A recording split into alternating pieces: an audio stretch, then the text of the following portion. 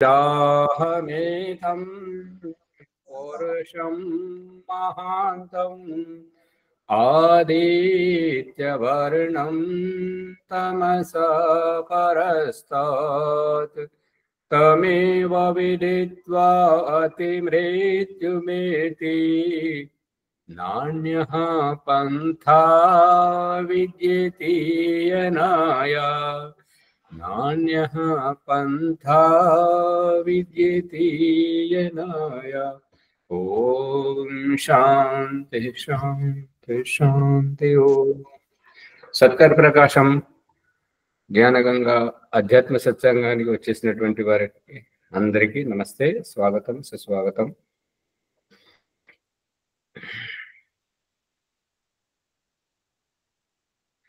ఇప్పుడు బాన్సువాడలో ఈ కార్యక్రమం జరుగుతుంది.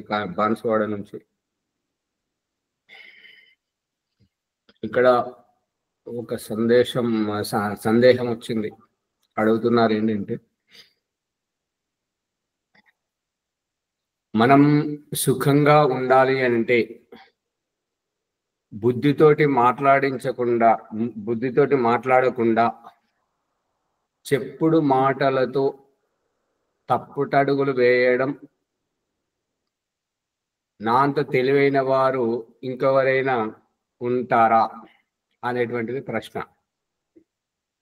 చెప్పుడు మాటలతో విని అంటే వివాహం చేసుకొని వచ్చినటువంటి అమ్మాయి తల్లి తండ్రి అక్క చెల్లెళ్ళు వారి మాట విని తన గృహస్థ జీవితాన్ని నరకప్రాయం చేసుకునేటువంటి ఇదంతా ఒక మూర్ఖత్వం. ఇదంతా ఎప్పుడు తెలుస్తుంది అంటే చేతులు కాలాక ఆకులు పట్టుకోవడం అనేటువంటిది. ఇప్పుడు చేతులు కాల్చుకుంటున్నారు, స్వర్గమయమైనటువంటి ఇల్లును నరకప్రాయం చేసుకొని గృహహింస చేసుకొని వాళ్ళు ఏం చేస్తున్నారో వాళ్ళకు తెలియనటువంటి మూర్ఖత్వం. ఆ తర్వాత ఎప్పుడైతే కళ్ళు తెరుస్తారో అప్పుడు అయ్యో నేను చెప్పుడు మాటలు విని నా జీవితాన్ని ఇట్లా ఆగం చేసుకున్నాను అని అప్పుడు బాధపడతారు. తెలివిమంతులు ఎవరు అంటే మంచేదో చెడేదో తెలియక బుద్ధిహీనులు ఏం చేస్తారంటే చాడీలు చెప్తుంటారు. మూర్ఖుల యొక్క లక్షణాలు ఏంటంటే చాడీలు చెప్తుంటారు. అక్కడ పరిస్థితి ఏంటి? సత్యమును తెలుసుకొని నీ జీవితాన్ని బాగుపరుచుకోవాలి అనేటువంటి దాన్ని లెక్క చేయకుండా విషమయంగా చెప్పి, ఇప్పుడు ఉదాహరణకు మన తరగతిలోనే వరలక్ష్మి గారు కూడా ఈ పరిస్థితిని ఎదుర్కొంటున్నారు. ఇంక వేరే వాళ్ళు కూడా. ఇదేంటంటే అంత దుఃఖదాయకమైనటువంటిది. వాళ్లకు సొంత జ్ఞానం ఏమీ లేదు. మళ్ళీ అక్కడ జరుగుతున్నటువంటిది సత్యమే, ఎవరు మంచి చెప్తున్నారు ఎవరు చెడు చెప్తున్నారు అనేటువంటి వివేకం లేకపోవడం వల్ల ఇటువంటి పరిస్థితులు వస్తుంటాయి.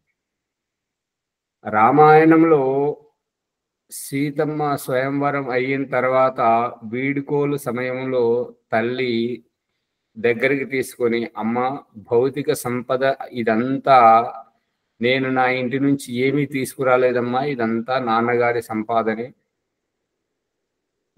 నాన్నకు నీవంటే పంచ ప్రాణాలు కాబట్టి నేను ఇచ్చేదానికంటే కొన్ని రేట్లు ఎక్కువగానే నాన్నగారు ఇస్తుంటారు. అందుకని నాన్నను మించింది నేను ఇవ్వలేను కాబట్టి నేను ఆ భౌతిక ద్రవ్యం వైపు వెళ్లకుండా గృహంలో ఒదిగి ఉండి గృహానికి మెరుగులు దిద్దేటువంటి నేను నేర్చుకున్న కొన్ని విషయాలు మీకు చెప్తాను. మెట్టినింటిలో ఇప్పుడు పుట్టింటి గడప దాటిపోతున్నావు బిడ్డ, అక్కడ నీవు ఇక్కడి విషయాలు అక్కడి విషయాలు ఇక్కడికి తీసుకురాకు. నువ్వు సుఖంగా ఉండాలి అని అంటే అక్కడి విషయాలను అక్కడి గడప లోపట్నే ఉంచు, ఇక్కడి విషయాలను ఈ గడప లోపటే ఉండనివ్వు బిడ్డ. అక్కడ ఏదైనా సందర్భం వచ్చినప్పుడు నీ పుట్టింటి వారిని గొప్పగా చెప్పాల్సినటువంటి సందర్భం నీకు వచ్చినా నువ్వు మౌనం వహించు. ఎందుకంటే నువ్వు ఆ గడప లోపల ఉండాలి. వాళ్ళు ఏదైనా పొరపాటున అన్నా కూడా సహనం, ఓర్పు, సమయం, సందర్భం వచ్చినప్పుడు నీవు నీ యొక్క వాళ్ళు అనుకునేది తప్పు అని నిరూపించడానికి నీవు వాళ్ళ ఆ గడప లోపల ఒదిగి వారి యొక్క కుల మర్యాదలకు దాంట్లో ఒదిగి నీ వ్యావహారికంగా చూపించు. అంతేగాని అమ్మ చెప్పిందని, చిన్నమ్మ చెప్పిందని, నాన్న చెప్పాడని, అక్క చెప్పిందని ఇటువంటి మూర్ఖత్వపు చెప్పుడు మాటలతో తప్పుటడుగులు వేశావంటే నువ్వు నరకప్రాయంగానే ఉంటావు. నీ ఇల్లు నరకప్రాయంగానే చేస్తావు. ఇక వచ్చినటువంటి వాళ్ళంతా ఈ దుఃఖానికి ఇల్లంతా విషమయంగా ఉండడానికి వాళ్ళు నీలాంటి బుద్ధిహీనురాలని ఆ ఇంటి వాళ్ళు చేపట్టారని చెప్పేసి నీకు శాపనార్థాలు పెడతారు. నువ్వు గుణవంతురాలిగా ఎదగాలి అని అంటే, నీవు గుణవంతురాలిగా ఎదగాలి అని అంటే నీ ఇల్లు స్వర్గతుల్యం చేసుకో. ఇక ఇంకొక విషయం ఏంటంటే, నీ అత్త మామలు వాళ్ళు కష్టాల్లో ఉన్నప్పుడు నీ సుఖం కోరి నువ్వు ఈ పుట్టింటి వైపు రావద్దు. నీకు ఎప్పుడుగా నువ్వు గడప దాటావంటే తలుపులు మూసుకుపోయి ఉంటాయి. నీకు ఇక్కడ అవకాశం లేదు. ఎప్పుడైతే నీ పుట్టింటి మెట్టినింటి వారు నీ అత్త మామ భర్త తోటి వాళ్ళు సుఖ సంతోషాలతో ఉన్నప్పుడు నీవు ఎప్పుడైనా రా, నీ గురించి మా ఇంటి తలుపులు తెరుచుకునే ఉంటాయి నా బంగారు తల్లి అని చెప్పేసి సీతమ్మకు వివాహం తర్వాత వేడుకోలు సమయంలో తల్లి దగ్గరికి తీసుకొని చెప్తున్నట్టండి. తల్లి అనేటువంటిది పిల్లల భవిష్యత్తును చూడాలి కానీ పిల్లలను కావాలని ఇరుకాటంలో పెట్టేటువంటి వాళ్ళు ఆ తల్లిలు కాదు, వాళ్ళు అభిశాపాలు. వాళ్ళు అటువంటి మూర్ఖులైనటువంటి తల్లిదండ్రుల కడుపున పుట్టినందుకు వారికి అది అభిశాపమే. అందుకని చెప్పుడు మాటలతోటి జీవితాన్ని నరకం చేసుకోవద్దు. జీవిత భాగస్వామితో కలిసి భావజాలం పంచుకోండి, సుఖంగా ఉండండి, మీ భవిష్యత్తును ఉజ్వలంగా ఉండేటట్టుగా చూడండి. ఇంటికి వచ్చేటువంటి వారికి మన ఇంటి గుట్టు బయటకు వెళ్ళకూడదు. ఇవన్నీ బయటకు వస్తున్నాయి అని అంటే ఆ పాపం పండుతుంది అనేటువంటిది మీరు చేసేటువంటి ఇది అది లోపల నేను తెలివైన దానిని అనేటువంటిది మీ సొంత మీకైతే ఎట్లా బుద్ధి లేదు. మీకు చెప్పుడు మాటలతోటి ఆ ప్రయోగాన్ని ఇక్కడ చేస్తున్నారు చూడు.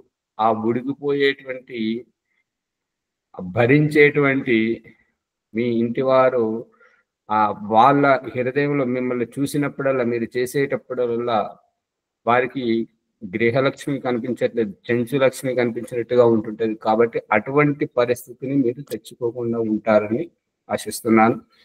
ఈ గృహస్థం అనేటువంటిది అన్నింటికంటే శ్రేష్టమైనటువంటిది ఆశ్రమం. కాబట్టి మీ భవిష్యత్తును మీరు చూసుకోండి. మనకు ఎవ్వరు మన దగ్గరికి వచ్చి మన జీవితాన్ని బాగుపరచడానికి వచ్చి అమ్మా నువ్వు తప్పు చేస్తున్నావు, ఈ రకంగా నీ యొక్క భర్తను మనసు నొప్పిస్తున్నావు, మీ అత్తమామల మనసు నొప్పిస్తున్నావు అని చెప్పి ఎవ్వరు చెప్పరు. సొంత తెలివితోటి ఆలోచించాలి. చెప్పుడు మాటలు విని జీవితాలను నరకప్రాయం చేసుకోవద్దు. ఎందుకు అని అంటే నీకు బిడ్డలున్నారు, వాళ్ళు నేర్చుకుంటున్నారు. రేపు వాళ్ళు ఒకరింటికి పోయిన తర్వాత ఏ తల్లి గారులదే నిన్ను ఈ రకంగా మాట్లాడుతున్నావని వాళ్ళు నీకు శాపనార్థాలు పెడతారు. ఇక్కడ నీ అత్తమామలతోటి నువ్వు ఇక్కడ మళ్ళీ మీ ఇంటికి వచ్చినటువంటి వాళ్ళతోటి ఇక్కడ నువ్వు పొందలేకపోయావు, అక్కడ నీ బిడ్డలతోటి కూడా నువ్వు తిట్లు తింటుంటావు. జాగ్రత్త. ఏమన్నా పొరపాటు వచ్చిందా ముని గారు మీ ఇంట్లో? చెప్పండి. అదే బాగానే వచ్చింది. అయితే ఒకటి ఏంటంటే అదే దాన్ని చండాలుడు అన్నారు కదా, అహంకారాన్ని. అది కాదు, నేను శబ్దం వాడట్లేదు, ఎందుకంటే వాళ్ళు వింటే బాధపడతారని చెప్పేసి. సరే సరే సరే, మంచిది ఆచార్య. ఆచార్జీ నమస్తే. నాకు ఆరోగ్యం స్వస్థతగా లేక సమయానికి రాలేకపోతున్నాను ఆచార్య, అంతే, ఏమీ లేదు. ఇంకా చెప్పండి, ఏమైనా తప్పుగా అనిపించిందా ఇది సందేశం? సరిగా ఉన్నది, కండు తెరిపించేలాగా ఉన్నది ఆచార్య. అవును మరి, ఈ రోజులలో అవసరమైంది ఆచార్య. అందరు కూడా తెలుసుకొని ఆ విధంగా నడుచుకుంటే బాగుంటది, ఒకరికొకరు సహకారం ఉండాలి. కళ్ళు మూసుకుంటే సువర్చలమ్మ గారు సమాజం క్షమించదు, తప్పును తప్పుగా చెప్పడానికి ప్రయత్నం చేయడం అంతే. చాలా కరెక్ట్ గా చెప్పారు ఆచార్య. ఎందుకంటే ఉమ్మడి కుటుంబంలో ఉండడం అనేటువంటి నేర్చుకోవాలి అంటే ముఖ్యంగా ఇది తెలిస్తేనే అక్కడ సహజంగా ఉండగలుగుతాము.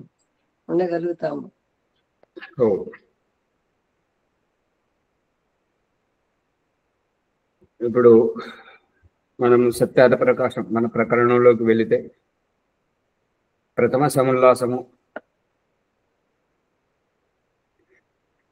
11వ పుటలో 12వ పుటలో ఉన్నాం.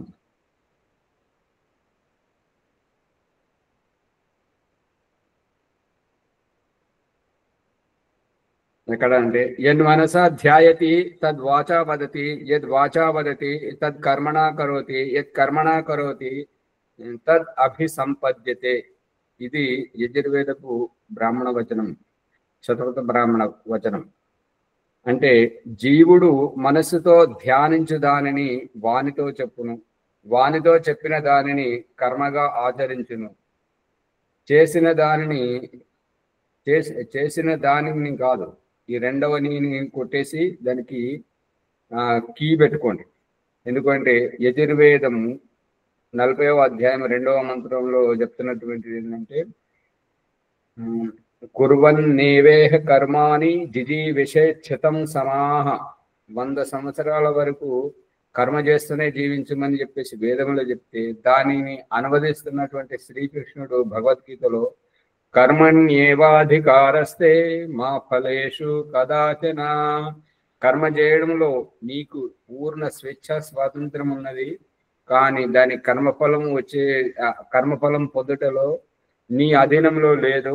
అది నువ్వు ఎవరి దగ్గరైతే పనిచేస్తున్నావో, ఎవరి సాన్నిధ్యంలోనైతే పనిచేస్తున్నావో అటువంటి అక్కడికి వెళ్ళి వచ్చేటువంటిది పరిణామం. ఇందాక మనం చెప్పుకుంటున్నటువంటి ఆ ఇంటి కోడలు అనేటువంటిది తల్లిదండ్రి చెప్పినటువంటి మూర్ఖత్వ మాటలను అత్తమామల మీద భర్త మీద రుద్దుతూ జీవితాన్ని నరకప్రాయం చేసుకుంటున్నది. ఇక దీనికి అంతటికి చాణక్యుడు మరియు ఇతర వాళ్ళు ఏం చెప్పారు అని అంటే, ఎక్కడైతే సంపాదన కోసం స్త్రీ బయటకు పోతుంటుందో అక్కడ గొడవలు ప్రారంభమవుతాయి. అంటే ఆ భర్తకు సందేశం ఏంటంటే, నువ్వు ఆమెను పోషించలేకపోతున్నావు, ఆమెను అదుపులో పెట్టుకోలేకపోతున్నావు, మరి ఆమెకు సంపాదించడానికి బయటకు వెళ్ళి సంపాదించడానికి స్వేచ్ఛనిచ్చావు కాబట్టి ఆమె ఈ రకంగా నిన్ను నీ కుటుంబాన్ని ఇలా చేస్తున్నది అనేటువంటిది గమనించు అనేటువంటిది సందేశం.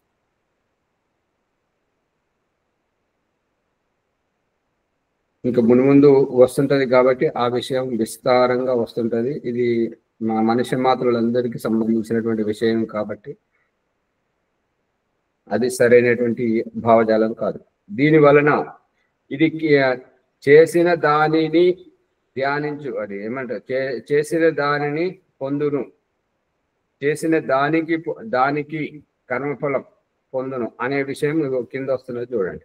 దీని వలన జీవుడు ఎట్టి కర్మలు ఆచరించును అట్టి ఫలమునే పొందునని సిద్ధం అవుతున్నది. అందుకని ఇక్కడ దానిని కాదు, చేసిన దానికి పొందును అనేటువంటిది. దీని వలన జీవుడు ఏ కర్మలను ఆచరిస్తున్నాడో అట్టి ఫలమునే పొందునని సిద్ధమవుతుంది. దుష్కర్మలను ఆచరించు జీవుడు ఈశ్వరుని న్యాయరూప వ్యవస్థ వలన దుఃఖరూప ఫలమును పొందినప్పుడు ఏడ్చును.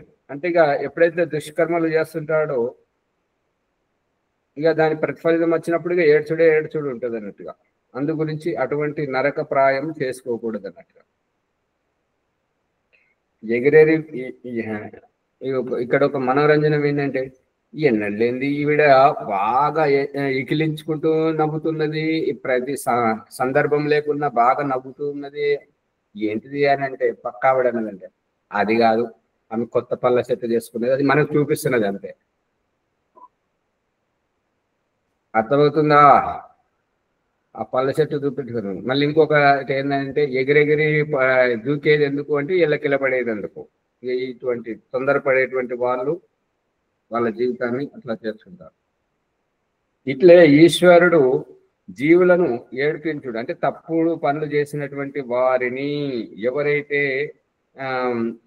దుఃఖదాయకమైనటువంటి దుష్కర్మలు చేసి ఇతరుల మనసులు నొప్పిస్తుంటారో, సొంత బుద్ధితో ఆలోచించకుండా చెప్పుడు మాటలతో జీవితాన్ని నరకప్రాయం చేసుకుంటారో అటువంటి వారిని భగవంతుడు ఏడిపిస్తుంటాడు. కావున పరమేశ్వరునకు రుద్రుడు అని పేరు. ఆపో నారా ఇది ప్రోక్త ఆపో వై నరసూనవః తాయత్ అప్యాయనం పూర్వం తేన నారాయణ స్మృతః. మనుస్మృతి 1వ అధ్యాయం 10వ శ్లోకం. జలమునకు జీవులకు నామము నార, జలముకు కూడా నార అని పేరు. అంటే జలముకు నార అంటే ఏంటంటే లాలాజలం. లాలాజలం చొల్లు అని మనం మన భాషలో మాట్లాడుతుంటాం. ఈ లాలాజలం అనేటువంటి తీగలాగా సాగుతుంటది కదా అది. మరియు పునర్జన్మ కోసం శుక్రం ద్వారా పయనిస్తుంటది కదా వీర్యంలో ఉండేటువంటి శుక్రంలో ఉండేటువంటి జీవకణము జీవాణువు, దానికి నారా అని అయనం, నారా అనే అయనం. అయనం అంటే నివాస స్థానం. కావున సర్వజీవులందును వ్యాపకుడైన పరమేశ్వరునకు నారాయణుడని పేరు. ఇప్పుడు జలము చిక్కబడుతున్నప్పుడు తీగలాగా సాగుతుంటుంటది, గమనించారా? ఇప్పుడు అన్నరసమునే కదా మనము తింటున్నప్పుడు నమిలి నమిలి లాలాజలముగా అయినప్పుడు మింగాలని చెప్పేసి ఆయుర్వేదం చెప్తుంటది. అవునాచార్య అదే చెప్తారు.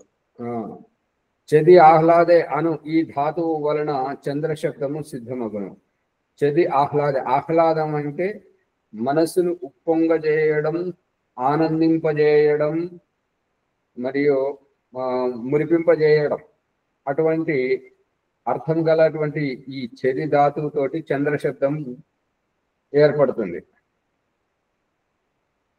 మరి ఇంత మంచి అర్థం ఉన్నటువంటి దానికి మామ శబ్దం జోడించి చందమామ చందమామ అంటున్నారు అంటే ఆ అమ్మతోడ పుట్టినటువంటి ఆ యొక్క వ్యక్తి మామ అవుతుంటాడు కాబట్టి, మైమరిపించి మురిపింపజేస్తుంటాడు కాబట్టి ఈ మామ వ్యవహారంతో ఆ చంద్రుని అర్థాన్ని మార్చేశారు. అంతేనా? ఇంకేమన్నా ఉందా? అంతే అనుకుంటారు చదువు, లేకపోతే రాదు కదా. చంద్రుడు గొప్ప పదం. ఒకటి గుర్తుకొస్తుంది, చందమామ అని మామ అని ఎందుకు అన్నారు ఇప్పుడు అర్థమవుతుంది. చదువు అదే అమ్మ అంటే చల్లదనము, అమ్మ తర్వాత మామయ్య చల్లదనం అన్నట్టు అర్థమవుతుందా కొంచెం? అదే ఇప్పుడు ఏమంటారంటే ఆవు వెంట దూడబోతున్నట్టుగా, ఆవు వెంట దూడబోతున్నట్టుగా యొక్క భూమి తన చుట్టూ తాను తిరుగుతూ ఉన్నప్పుడు, తన చుట్టూ తాను తిరిగి సూర్యుని పరిక్రమ చేస్తున్నప్పుడు భూమి వెంటబడి చంద్రుడు పోతుంటాడు. అందుకే ఎట్టట్లా ఆ భూమి తిరుగుతున్నప్పుడు చంద్రుని మీద భూమి యొక్క నీడ పడుతూ పడుతూ పడుతూ కనబడకుండా కప్పేస్తుంటుంటుందో అది అమావాస్య. ఎప్పుడెప్పుడైతే ఆ నెమ్మది నెమ్మదిగా చంద్రుని మీదకి తొలగిపోయి పూర్తిగా పక్కకు జరుగుతుంటుందో భూమి, అప్పుడు సూర్యుని యొక్క ప్రకాశం చంద్రుని మీద పూర్తిగా పడుతుంటది కాబట్టి అది శుక్లపక్షం. అర్థమవుతుందా? అవును ఆచార్యజీ, ఇప్పుడు అర్థమైంది. యస్ చందతి చందయతి వా స చంద్రః. చందతి చందయతి చందతి అంటే ఆహ్లాదింపజేసేటువంటిది, హర్షింపజేసేటువంటిది, మురిపింపజేసేటువంటిది. చందయతి ఆనందింపజేసేటువంటిది చంద్రుడు. ఆనంద స్వరూపుడై ఎల్లరకు ఆనందము కలిగించేవాడు కావున పరమేశ్వరునకు చంద్రుడు అని పేరు. మగి గత్యర్థక ధాతువు. దీనికి మంగేరలచ్ ఉనాది పంచపద ఉనాదిలో 5వ పాదము 70వ సూత్రం అనుసరించి అలచ్ ప్రత్యయం చేర్చుట వలన మంగళ శబ్దం ఏర్పడదు. యో మంగతి మంగయతి స మంగళ స్వయంగా మంగళ స్వరూపుడై సమస్త జీవుల మంగళమునకు కారణమగుటచే పరమేశ్వరునకు మంగళుడు అని పేరు. ఇప్పుడు చూడండి, మంగళ అనేటువంటి దానికి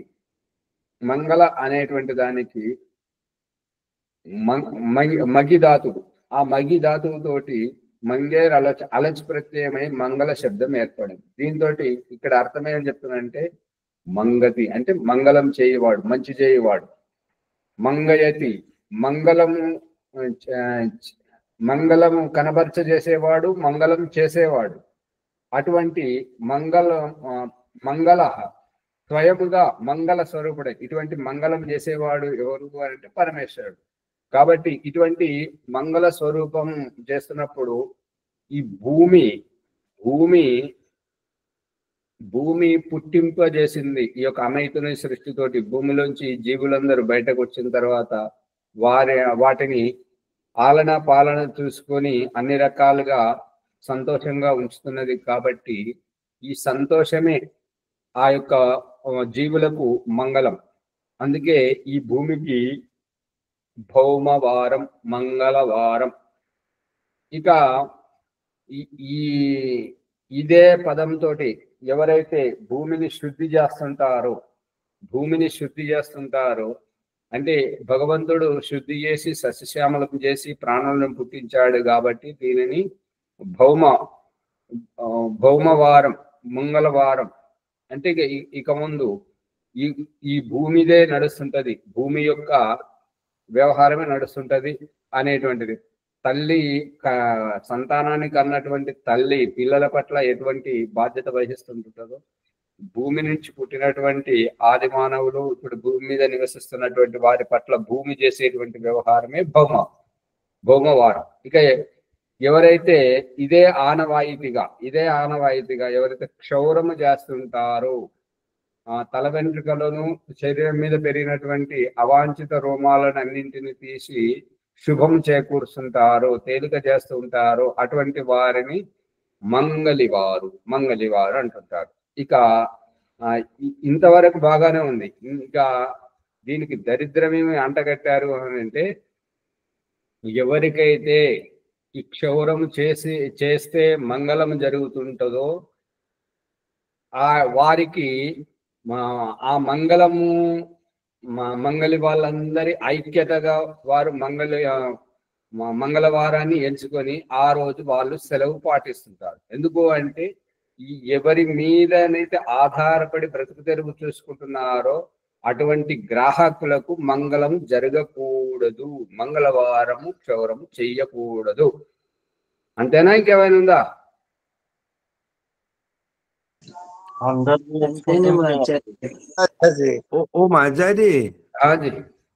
మంగళం అంటే శుభం అని చెప్పారు కదా. అవును, మరి అదే అశుభాన్ని కోరుకుంటే ఎట్లా?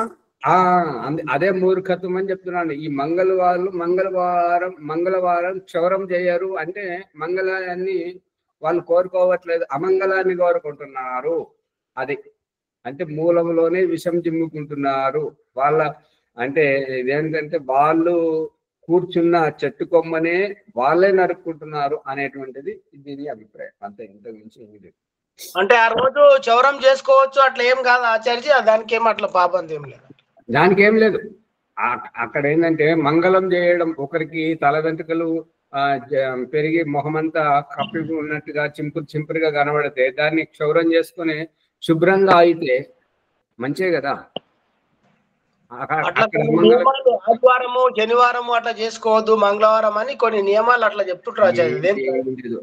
ఇప్పుడు పెరిగిన గడ్డిని పీకేసి శుభ్రం చేసేది ఏ వారం చేస్తే బాగుంటది? బుధవారం అంటే కదా గురూజీ, బుధవారం గడ్డి పీకన్నా ఏం మాట్లాడతారండి. అవసరమైనప్పుడల్లా శుద్ధి చేసుకోవాలి. ఇది తెలివిగా మాట్లాడుతున్నాను. సుఖాన్ని చూసి దుఃఖం అనుకుంటా. మంచి మంగళం అంటే మంచి కాబట్టి అది చెడు అనుకోవడం తప్పు. అంటే ఇతరులకు మంచి జరగడం వాళ్ళు ఓర్వలేకపోతున్నారు మంగళ వాళ్ళు. ఎందుకంటే వాళ్ళకి ఇబ్బంది పెడుతున్నాయి కాబట్టి గడ్డం పెరిగినా తల వెంట్రుకలు పెరిగినా ఎప్పటికప్పుడు శుభ్రం చేసుకోవాలని వాళ్ళు అనుకుంటారు. కానీ వీళ్ళు అంటారు మేము మంగళ వాళ్ళం, మా యూనిట్ ఉంది, మేము మంగళం చేయం, ఈ రోజు మాత్రం చేయం, ఇంకే ఏ రోజైనా చేసుకోవాలి. అంటే అది అవివేకం తప్ప అందులో అంతరార్థం ఏమీ లేదు అనేది సారాంశం. ఓ మాచారి, అది పెద్ద పెద్ద పండితులే చెప్తున్నారు కదా మంగళవారం సవరం చేసుకోకన్నాడు. వాళ్ళు ఎట్లా మంగళుడు చెప్పిన సరే, అజ్ఞానంతో ఉన్నారు సరే, మరి పండితులు కూడా అట్లే చెప్తున్నారు కదా. పండితుడు మనకు మంచి జరిగితే వాళ్ళకి ఓరుచుకుంటారు, వాళ్ళు ఓరవలేరు కదా. మనం ఎంత అజ్ఞానంలో ఉంటే వాళ్ళ పంట పండుతుంది. ఏం అట్లా చూస్తారేంటి రాజమన్నమ్మ గారు? అందుకే డాక్టర్ అన్ని తింటాండి అంటాడు. స్వార్థి స్వదోషము నైవ పశ్యతి. స్వార్థంలో ఉన్నటువంటి వాళ్ళు తమ దోషాన్ని చూసుకోలేరు. ఆదివారం గురించి కూడా చెప్తారు ఆచార్యజీ. ఆదివారం కూడా అసలు ఏం చేసుకోవద్దు, తల వెంట్రుకలు కానీ షేవింగ్ కానీ చేసుకోవద్దు. ఆ విధంగా మనకు ఆర్య సమాజంలో అత్యంత ఆదర్శప్రాయంగా సంధ్యావందనం లక్ష్మీదేవి గారు మరి చూపించారంట. నాకు తెలియదు ఆ విషయం, విన్నాను. ఏంటంటే ఆషాఢ మాసం అమావాస్య రోజు మంగళవారం వాళ్ళ కుమారుని పెళ్లి చేశారని చెప్తుంటారు. అంటే ఇవన్నీ ఖండించడం అన్నట్టుగా. ఆషాఢ మాసంలో ఇది మంచి పని చేయొద్దు అని చెప్పేసి, మళ్ళీ అమావాస్య రోజు అని, మళ్ళీ ఈ మంగళవారం, అవన్నీ ఖండించడం వ్యావహారికంగా ఎంతో ఆదర్శం. గొప్ప, చాలా గొప్పగా ఒక మార్పు కోరుకొస్తున్నారు. గ్రహించినప్పుడు పూర్తిగా తెలిస్తే దానికి సందేహం ఏమి ఉండదు కదా ఆచార్యజీ. అమ్మగారు మిమ్మల్ని వెతుక్కోవాల్సి వస్తుంది, ఎక్కడున్నారు అని. కొద్దిగా మా ఫోన్ ఉన్నది, దాన్ని కలుపుకోండి ట్యాప్ ని. ఆచార్యజీ నమస్తే. నమస్తే. ప్రయాణాలు కూడా చేయొద్దంటారు ఆచార్యజీ మంగళవారం. అదే సమాజంలో అజ్ఞానం పేరుకుపోయింది కాబట్టి అలా అంటుంటారు, అంతే. దానికి ఏమి పొంతన లేదు అనేది సారాంశం. బుధ అవగమనే ధాతువు వలన బుధ శబ్దం ఏర్పడను. ఈ బుధ అవగమన అంటే బోధ అంటే జ్ఞానం, తెలివి, అవగాహన కలిగేటువంటి ఈ ధాతువు శబ్దంతో బుధ శబ్దం ఏర్పడుతుంది. యో బుధ్యతే బోధయతి సా బుధ. ఎవరైతే బుద్ధ్యతే తెలుసుకుంటారో, అవగాహన చేసుకుంటారో, బోధయతి బోధిస్తుంటారో, ఇతరులకు జ్ఞానోదయం కలిగిస్తుంటారో, అటువంటి వారు బుధ అనబడుతుంటాడు. బుధ నుండి బోధ. ఈ సువర్చలమ్మ గారు వారి యొక్క మండలం పేరు స్వయంగా బోధ స్వరూపుడే. బోధ అంటే తెలియజేసేటువంటి వాడు, జ్ఞానోదయం కలిగించేటువంటి వాడు, ఉపదేశించేటువంటి బోధన.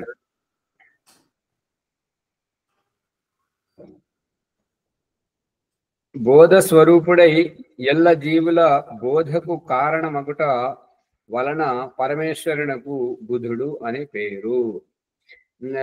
జీవులందరికీ బోధకు అంటే జ్ఞానోదయం కలిగించడానికి వేదోపదేశం చేశాడు కాబట్టి ఆ వేదోపదేశ జ్ఞానాన్ని జీవులకు అందించుటకు పరమేశ్వరుడు కారణం కాబట్టి పరమేశ్వరుడు బుధుడు అనబడతాడు. బృహస్పతి శబ్దమునకు అర్థం పూర్వమే చెప్పబడినది. ఇంకా ఇప్పుడు శుక్రం గురించి చెప్తున్నాడు. ఈశుచురి పూతి భావే. ఈ ధాతువు వలన శుక్ర శబ్దం సిద్ధమగును.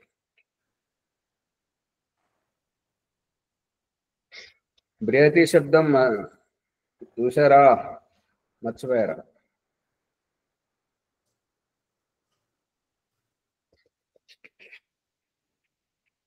ముందు వచ్చింది ఆచార్య, కాబట్టి మర్చిపోయి ఒకసారి ఈ సమయంలో చెప్తే గుర్తుంటుంది. అదే వెతుకుతున్నాను ఎక్కడ వచ్చిందని.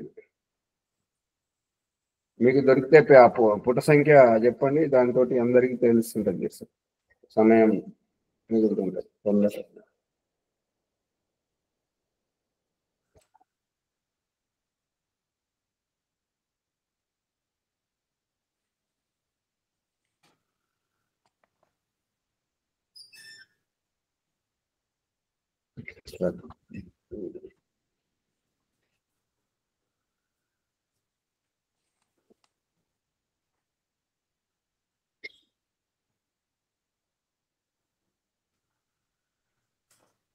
ఈశుచేరి పూర్తి భావే, తర్వాత చూడండి.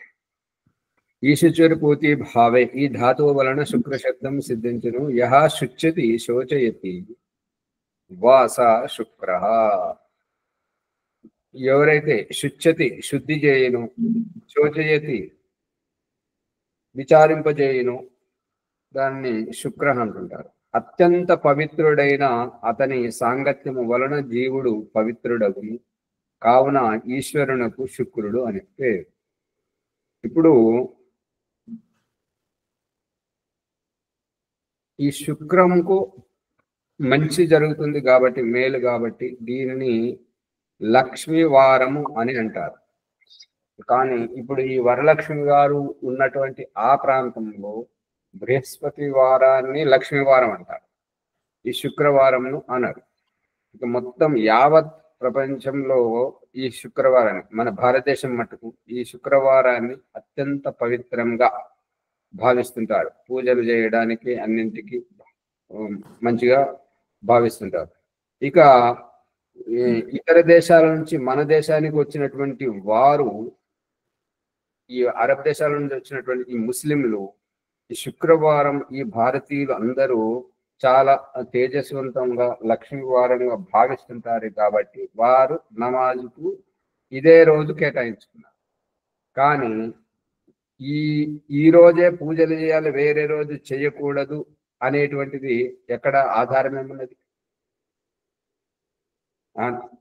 నమాజు చదవడానికి శుక్రవారమే గొప్పదని చెప్పేసి ఎక్కడున్నది?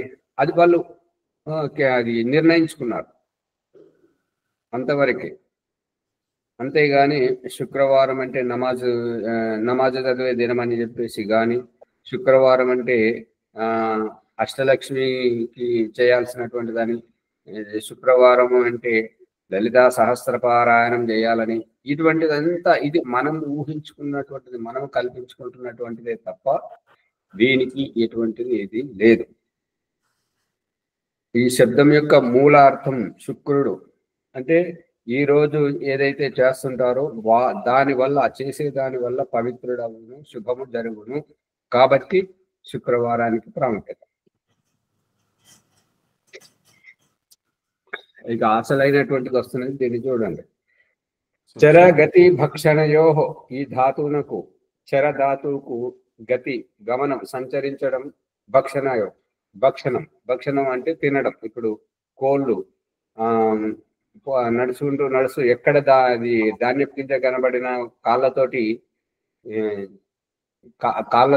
వెదజల్లుకుంటూ, కాళ్ళతోటి దాన్ని ఏమంటారు, తవ్వుకుంటూ ముక్కుతోటి ఏరుకు తినడం. పశువులు కూడా నడుస్తూ ఆ గడ్డి ఎక్కడ దొరికితే అక్కడ తింటూ పోవడం. చర గతి భక్షణయో, ఈ ధాతువునకు శనైశ్శబ్దం, శనై పదము చేర్చట వలన శనైశ్చర శబ్దం సిద్ధించింది. అంటే నిరంతరము సంచరిస్తూ తింటూ ఉండడం వల్ల, అంటే దీన్నే ఈ మధ్య వచ్చింది కదా, కూర్చుండడానికి చేత కాదు, కూర్చుంటే లేవలేనటువంటి స్థితి. కాబట్టి పశువుల వలె తిరుగుకుంటూ తింటున్నారు కదా, బఫ్ సిస్టమ్ అంటారు కదా, బఫే సిస్టమ్. బఫే సిస్టమ్ అంటే దున్నపోతుల పద్ధతి అని. అవి కూడా నిలబడే తింటే కదా ఆచార్య. అందుకే కదా దున్నపోతులు పండుకొని తినవు కదా. పేరులోనే అంతరార్థం ఉంది ఆచార్య. ఆ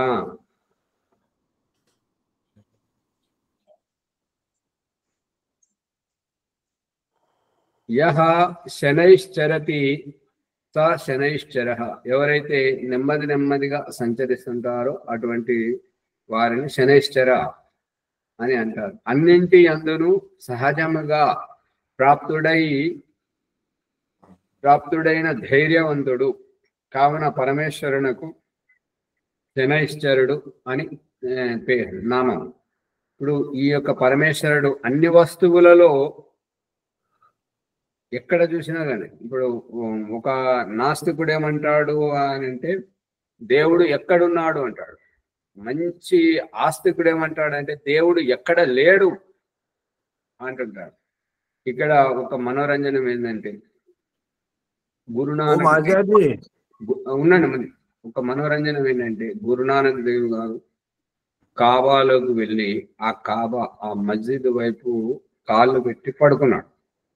పడుకుంటే ఆ మస్జిద్లో ఉండేటువంటి మౌల్వి ఏమన్నాడంటే, నువ్వు ఒక ధర్మగురువై ఉండి జ్ఞానం బోధించే వాడివై ఉండి నువ్వు ఈ రకం చేయడం బాగాలేదా అంటే, ఏమైంది, నువ్వు కాబా వైపు ఆ ముస్లింల యొక్క ఆధ్యాత్మిక స్థలం అటువైపు కాళ్ళు పెట్టావు, అది అటు నుంచి కాలుది అన్నాడు. అప్పుడు గురునానక్ దేవ్ గారు ఏమన్నారంటే, అయ్యా మీరు చాలా మంచి విషయం చెప్పారు, నేను అసమర్థుణ్ణి, నాకు చేత కాదు, నా కాళ్ళను ఎటువైపు అయితే ఆ కాబా అంటే అల్లా లేడో ఆ వైపు నా కాళ్ళను జరపండి అని అంటే. వెలిగిందా? తెలివైన ప్రశ్న వేశారు కదండి సమాధానం. అతనితో కాళ్ళు పట్టించుకున్నాడు. అయ్యా కాళ్ళు పట్టించుకున్నాడు కాదు, ఇప్పుడు ఒకటేమో కాళ్ళు పట్టడం, ఇది ఇంకొకటి ఏంటంటే మరి అక్కడ అల్లా లేడని చెప్పేసి నిరూపణ అవుతుంది కదా. అదే ఆలోచింప చేయటం అన్నమాట.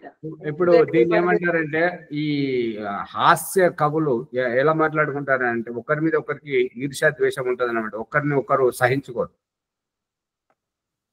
అంటే అతడు వచ్చి ఏమంటాడంటే ఒకరి మీద ఒకరు చెలకుతులు విసురుకుంటారు, ఈర్ష్య ద్వేషంతో మాట్లాడుకుంటారు కదా. వచ్చి చెప్పులు ఇడవనా, చెప్పు తీయనా అని అంటున్నాడు. అంటే ఇంకొక కవి ఏమంటున్నాడంటే, ఇంత దూరం వచ్చి పట్టుకపోతే ఎట్లా, మీరు తినేది అదే కదా, అందుకని తప్పదు.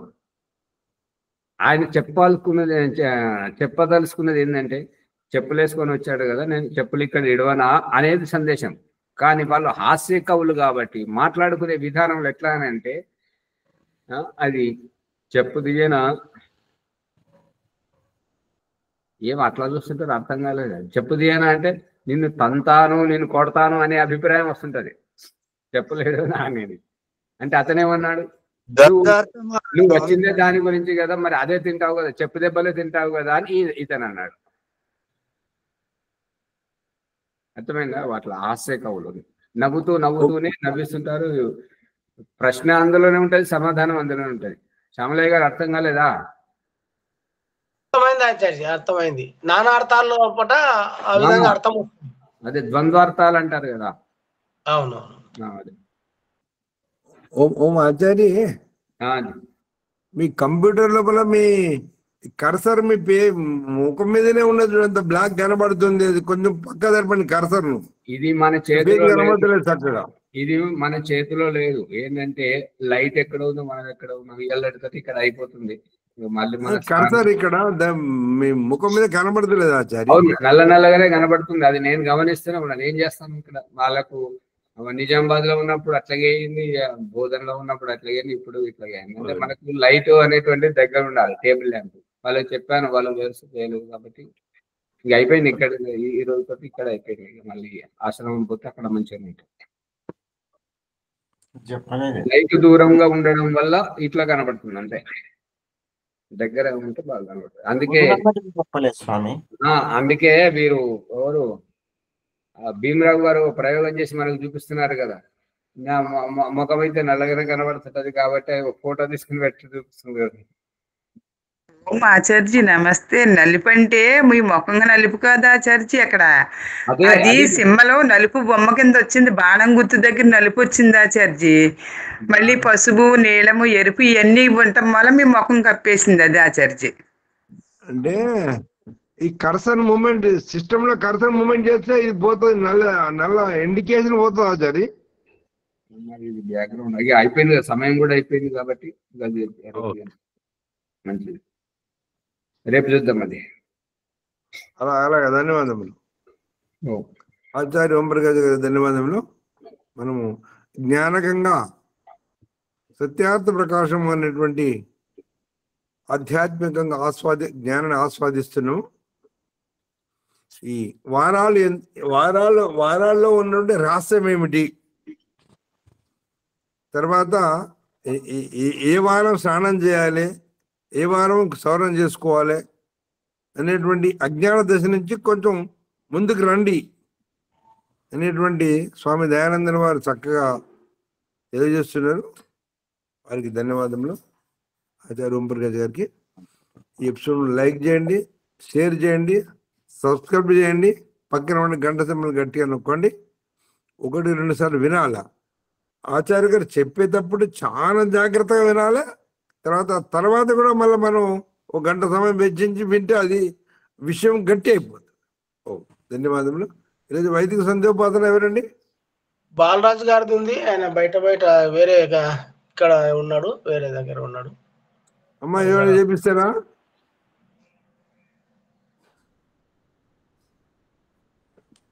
నేను చేపిస్తా. మీరు ఉన్నారు తులసిదాస్ గారు, మీరు ఎవరోనండి, వారు వస్తున్నారు కదా. మల్లేశం గారికి చెప్పండి, జిల్లా మల్లేశం గారు ఉన్నారు కదా. నేను స్నానం చేయలేదండి గురుజీ. స్నానం చేయలేదు. దయచేసి రేపు చూస్తాను. సరే. ఓం అమృతోపస్తరణమసి స్వాహ. ఓం అమృత అభిదానమసి స్వాహ. ఓం సత్యం యశః స్త్రీర్మయి స్త్రీకి త్రేతాము స్వాహ. ఓం శన్నో దేవీరవిష్టయా ఆపో భవంతు పీతయే శమ్యోరవిసవంతు నః. ఓం వాక్ ఓం ప్రాణః ఓం చక్షుః ఓం శ్రోత్రం ఓం నాభిః ఓం హృదయం ఓం కంఠః ఓం శిరః ఓం బాహుభ్యాం యశోబలం ఓం కరతలకరపృష్ఠే ఓం భువనాథ శిరసి ఓం భువనాథు నేత్రయోః ఓం సహ పునాథు కంఠే. క్షమించండి. ఓం భువనాథ శిరసి ఓం భువనాథు నేత్రయోః ఓం సహ పునాథు కంఠే ఓం హ పునాథు హృదయే ఓం జనః పునాథు నాభ్యాం ఓం తవ పునాథు పాదయోః. ఓం సత్యం పునాథు పునః శిరసి ఓం ఖం బ్రహ్మ పునాథు సర్వత్రా. ఓం భూః ఓం భువః ఓం సహః ఓం మహః ఓం జనః ఓం తపః ఓం సత్యం. అగమన మంత్ర. ఓం ऋतं च सत्यं जावीदा तपसोऽध्यजायत ततो रात्र्यजायत ततः समुद्रो अर्णवः समुद्रादर्णवादति संवत्सरो अजायत अहोरात्रान् विददादिशत्समयुतो वसि सूर्याचन्द्रमसौ दाता यथा पूर्वमकल्पयत् दिवं च पृथिवीं चान्तरिक्षमतो स्वः. ओम शन्नो देवीरविष्टया आपो भवन्तु भीतये शम्योरभिसवन्तु नः. अतः मनसा परिक्रममन्त्राः.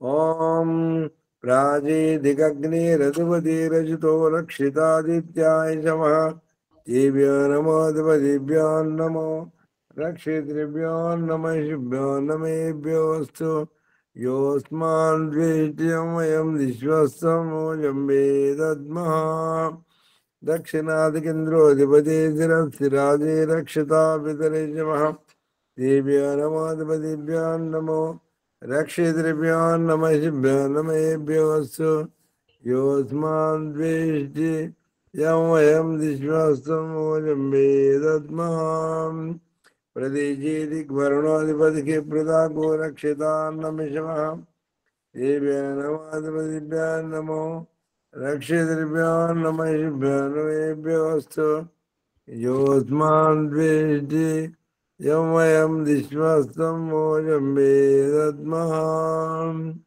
प्रदेशेदिक् सोमाधिपति स्वजो रक्षिता शनिरिषमः देव्या नमोऽधिपतिभ्यां नमो रक्षितृभ्यां नमः शिभ्यां नमःभ्योऽस्तु योऽस्मान् द्वेष्ट्यं वयं विश्वस्तमूलं वेदद्मः ध्रुवादिग्विष्णोरधिपति कल्मा चग्रीवो रक्षिता वीरतेजमः देव्या नमोऽधिपतिभ्यां नमो रक्षितृभ्यां नमः शिभ्यां नमःभ्योऽस्तु योऽस्मान् द्वेष्टि यं वयं विश्वस्तमूलं वेदद्मः ऊर्ध्वादिक् बृहस्पतिरधिपति यत्रो रक्षिता वर्षमिषमः देव्या नमोऽधिपतिभ्यां नमो रक्षितृभ्यां नमः शिभ्यां नमःभ्योऽस्तु योऽस्मान् द्वेष्टि यं वयं विश्वस्तमूलं वेदद्मः పరమాత్మని జపిస్తూ ధ్యానిస్తూ సంధ్య రెండవ ప్రకరణంలో ఈశ్వరుని సన్నిధి చేరుకున్నటువంటి జీవాత్మ పరమాత్ముడు అన్ని దిశల్లో ఉండి నన్ను కంటికి రెప్పలా కాపాడుతున్నాడని తెలుసుకొని ఇంకా ఒక అడుగు ముందుకేస్తూ ఉపస్థాన మంత్రాల ద్వారా ఈశ్వర సాక్షాత్కారం కొరకు ప్రయత్నం చేస్తాడు. అత ఉపస్థాన మంత్రా జాతవేదసే సునివామసోమరాతీయతో నీదహాతి వేదః సనః పరిషదతి దుర్గాని విశ్వానావేవ సింధుం దురితాత్యగ్నిః చిత్రం దేవానాముదగాదనేకం చక్షుర్మిత్యస్య వర్ణస్యాగ్నేః ఆబ్రద్యావా పృథివీ అంతరిక్షం సూర్య ఆత్మా జగతశ్చ ఉదిత్యం జాతవేదసం దేవం మహాంతికేతో దృశ్యే విశ్వాయ సూర్యం ఉద్వయం తమసస్పరిశ్చ పశ్యంత ఉత్తరం దేవం దేవత్రా సూర్యమగన్మ జ్యోతిరుత్తమం తచ్చక్షురుదేవైతం పురస్సా శుక్రముచ్చరతి పశ్యేమ జలదాశ్రితం జీవేమ జలదాశ్రితం శూన్యామ జలదాశ్రితం ప్రభ్రవామ జలదాశ్రితం అధీనాసామ జలదాశ్రితం భూయచ్చరదాశ్రితాత్. ఈ విధంగా ఎక్కడో తప్పు జరిగింది స్వామి, నేను నా లక్ష్యాన్ని చేరుకోలేకపోయాను, దయచేసి మరి ఒక్క అవకాశాన్ని ఇప్పించండి అని ప్రార్థిస్తూ 100 శరదృతువులు గడిచేంత కాలము తర్వాత నాలో ఉన్న సమస్త ఇంద్రియాలు, సమస్త మన బుద్ధి చిత్త అహంకారము పవిత్రంగా, బలంగా, ఆరోగ్యంగా ఉంటూ నేను ఇతరులపై ఆధారపడి జీవించకుండా ఉండేలా నాకు ఆశీర్వదించండి అని చెప్పి పరమాత్మ కోరుకుంటాడు. ఆ విధంగా మళ్ళీ ఆచమనం చేసి సంధి చూసుకొని తిరిగి వాపసు వస్తాడు. ఓం జన్నో దేవీరపీఠ భవంతు పీతైర్భవంతునా ఓం భూర్భువస్వాదచ్చవితుర్వరేణ్యం భర్గో దేవస్య ధీమహి ధియో యో నః ప్రచోదయాత్. ఓ పరమేశ్వర, నీ అనంత కృప వలన నేను నరిచిన జప ఉపాసనాది కర్మముల మూలమున ధర్మ అర్థ కామ మోక్షములనేది ఈ చతుర్విధ పురుషార్థములను వెంటనే ఈ జన్మలోనే సిద్ధించినట్లు అనుగ్రహింపము స్వామి. ఓం నమ శంభవాయ భవాయ నమః శంకరాయ చ మయస్కరాయ చ నమః శివాయ చ శివతరాయ చ. ఓం శాంతి శాంతి శాంతి. ప్రణముని భాగ్యనగరము 5 సంధ్యోపాసన శాంతి మంత్రం. మునిజీ ఓం దేవ శాంతిరంతరిక్షకం శాంతి పృథివీ శాంతి ఆపా శాంతి ఓషధే శాంతి వనస్పతే శాంతి విశ్వే దేవా శాంతి బ్రహ్మ శాంతి సర్వం శాంతి శాంతిరేవ శాంతి సమా శాంతిరేది. ఓం శాంతి శాంతి శాంతి. నమస్తే ఆచార్య. మునిజీ అందరూ నమస్కారం. మునిజీ ఓమాచార్య ఒకసారి మీరు తర్వాత వినండి వీలుంటే. అది అది ఎక్కడంటే అంగస్ మార్జన మంత్రాల కాడ నేను పొరపాటు చెప్పిన ఆచార్య, అది తెలుసుకున్నాం. అది కానీ కాదు, ఈ మంత్రాలన్నీ చదువుతుంటే అది ఒత్తులు చదవడం ఏంటంటే అంత రోట్లేసి రుపినట్టుగా ఉంది. ఇది వర్ణోచ్చారణ అనేటువంటిది స్పష్టంగా రావడం లేదు. అదే సరే సరే అలా అలాగే జర మెల్లగా చెప్తుండు. మెల్లగంటే సమయం దృష్టిలో పెట్టుకోవాలి కదా. మెల్లగా చెప్పడం ఉద్దేశం కాదు, కాకపోతే మీరు చూడండి ఒకసారి వింటే తెలుస్తుంది. వింటా ఈ రోజు వింటా. ఓం నమస్తే, ధన్యవాదాలు. నమస్తే ఆచార్య, సర్వేభ్యో నమః. ఓం నమస్తే ఆచార్య, సర్వేభ్యో నమో నమః. ధన్యవాదాలు. నమస్తే. నమస్తే.